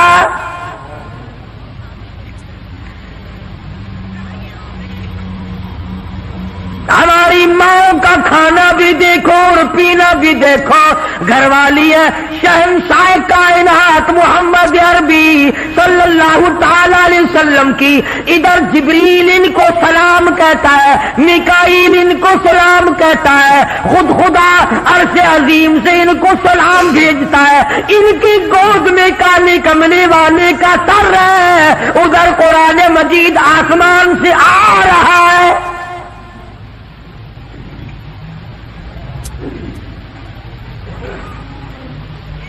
اور خوراک کا یہ عالم ہے، پانی بھی پیٹ بھر کے نہیں، یہودی کے قبضے میں ہے میٹھے کنویں کا پانی، مول ملتا ہے۔ 24 گھنٹے میں ایک کھجور کا دانہ،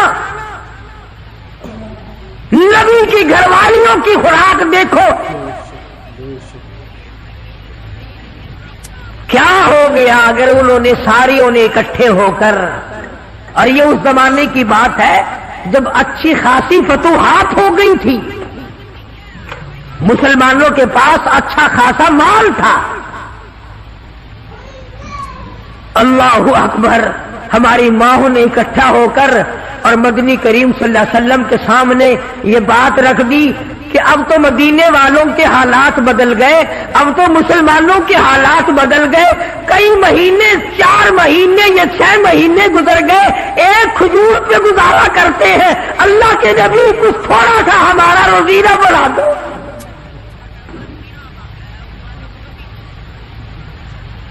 کچھ پانی بڑھا دو، کچھ کھانا بڑھا دو۔ اندازہ لگائیں آپ،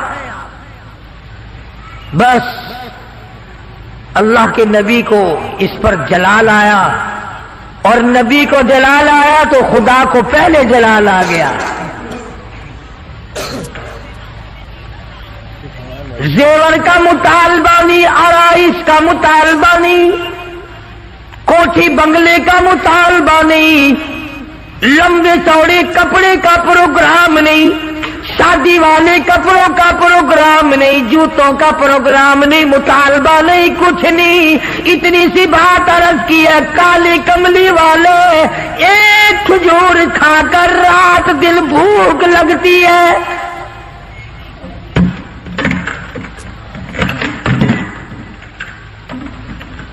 ایک پانی کا پیالہ پینے کے بعد رات دن میں پیاس تنگ کرتی ہے، تھوڑا سا پانی بڑھا دو، تھوڑی سی کھجوریں یا کھانا بڑھا دو، کچھ خوراک میں تبدیلی آ جائے۔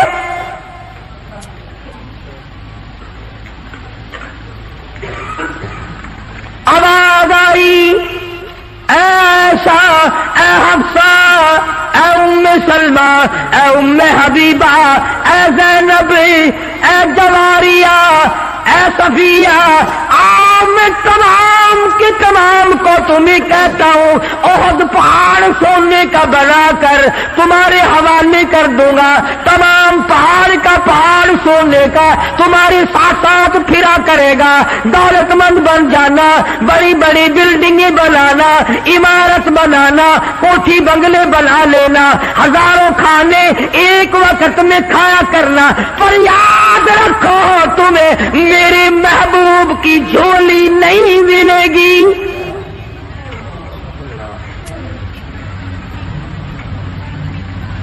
تم میرے نبی کے گھر والی نہیں رہ سکتی، ایک راہ اختیار کرو، یا دنیا مانگو یا میرے محبوب کو مانگو، ایک چیز ملے گی،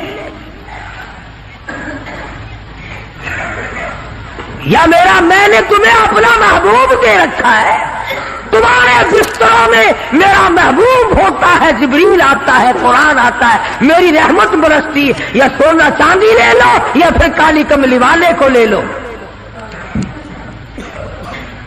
اور یہ بھی گپ نہیں ہے، فرمایا ایھا النبی قل لازواجک، اے میرے نبی ان اپنی عورتوں سے کہو، ازواج مطہرات سے فرماؤ، ان کنتم لتردن الحیات الدنیا وزینتہا فتعالین امتعکن واسرحکن سراحا جمیلا۔ میرے محبوب یہ جوڑے مانگتی ہے، کپڑے مانگتی ہے، یہ کھانا مانگ رہی ہے، ان سے کہو میں تم سب کو طلاق دینے کے لیے تیار ہوں، علیحدہ کرنے کو تیار ہوں۔ مسلمان ہے جس کے دل میں یہ خواب اور خیال ہر وقت آتے ہیں، الہی مجھے دولت ملے، میں تیرے دین پہ خرچ کروں گا، تیرے قرآن پہ خرچ کروں گا، اپنی قبر حشر بناؤں گا۔ پہلے تو بلکہ کچھ دل میں خیال ہوتا بھی ہے، جب تک بالکل کنگال ہوتا ہے، اللہ میاں کچھ دے، میں یوں خرچ کر دوں گا، میں یوں کر دوں گا۔ جب دولت آتی ہے پھر اس میں سے کم کرتے ہوئے تکلیف ہوتی ہے، بڑا مشکل بن جاتا ہے مسئلہ۔ تو نبی کی گھر والیوں کو اللہ پاک نے دھمکی دے دی اور فرمایا آپ میرے محبوب صلی اللہ علیہ وسلم الگ ہو جاؤ ان سب سے۔ دو باتیں میں آپ کو سمجھانا چاہتا تھا، اندازہ لگاؤ کتنی عظمت والی خواتین ہیں، دو جہان قربان ہو جائے عائشہ صدیقہ کے پیروں سے اڑی ہوئی خاک پہ، ساری دنیا کی دولت کو اکٹھا کر کے سیدہ حفصہ کے جوتے کی نوک پہ قربان کر دو۔ ایک کھجور کھانے والی مائی، ایک پانی کا پیالہ پینے والی مائی، رات دن میں اگر تھوڑی سی بات کر دی تو اللہ نے ڈانٹ پھیلا دی، چلو میرے نبی سے الگ ہو جاؤ۔ مدنی کریم صلی اللہ علیہ وسلم الگ ہو گئے، بالکل بات چیت کرنا چھوڑ دیا، آنا جانا چھوڑ دیا۔ اللہ غنی، تمام کی تمام ازواج مطہرات رونے لگی۔ مدنی کریم صلی اللہ تعالی علیہ وسلم نے سب سے پہلے حضرت عائشہ صدیقہ رضی اللہ تعالیٰ عنہ سے پوچھا، بتا تیرا کیا پروگرام ہے؟ کہنے لگی اللہ کے پاک پیغمبر یہ کھجور بھی بند کر دو، یہ پانی کا پیالہ بھی بند کر دو، میں آپ کو نہیں چھوڑ سکتی۔